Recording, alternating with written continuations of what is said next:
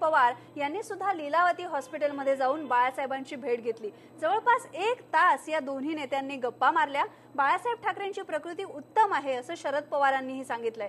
श्वसनाच्या त्रासामुळे 2 दिवसांपासून बाळासाहेबांना लीलावती हॉस्पिटलमध्ये ऍडमिट करण्यात आलंय। अजून 2 ते 3 दिवस त्यांच्यावर उपचार सुरू आहेत, वेगवेगळ्या चाचण्या सुरू आहेत आणि त्यामुळे बाळासाहेब ठाकरेंना हॉस्पिटलमध्येच राहावं लागेल। दरम्यान भाजपचे अध्यक्ष नितीन गडकरी यांनी सुद्धा बाळासाहेब ठाकरेंची भेट घेतली आणि त्यांची विचारपूस केली। बहुत गपशप हो गई, बहुत दिनों के बाद इतनी गपशप करने का मौका मिला।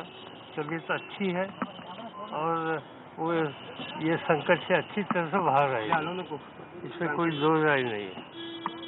तो और कुछ बात हुई आपकी? बाकी कोई पॉलिटिकल बात हुई नहीं, पॉलिटिकल बात करने के लिए हम गए नहीं थे।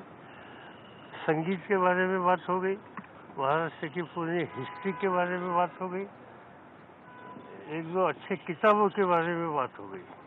तबीयत कैसी है? तबीयत अच्छी है, यानी प्रैक्टिकली 40-50 मिनट वो बोलते ही थे, मैं उनको रोक रहा था। ओके। ते प्रथम जेव्हा आले तेव्हा काळजीमुळे आम्ही अर्थात त्यांना आयसीयूत ठेवलं होतं, पण एका दिवसात कळलं की सगळं स्टेबल आहे आणि काही दिवसात आणखीन काही चाचण्या करून आणखीन कंडिशन कशी आहे ते कळण्यामध्ये आम्ही थोडा वेळ घेतलाय। आता ते एकदम स्टेबल रूममध्ये शिफ्ट झाले।